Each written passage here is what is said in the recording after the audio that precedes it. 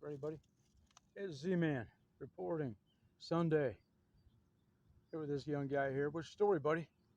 Oh, not much. Here, tell us about this creation you made. You got his lantern.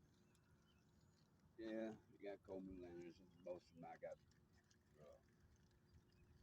stuff I give to people that throws away out. Yeah. Show us over here. He's got his pots and pans. Yeah. For cooking, another lantern.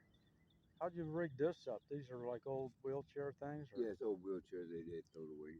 I just kind of tied the rims together. Yeah. I was going to rebolt them together. Kind of ran out of time.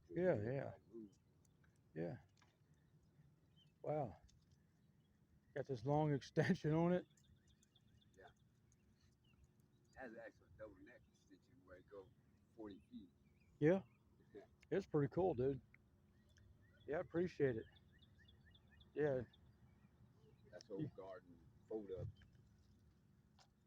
Okay. Garden pots and pans in the garden.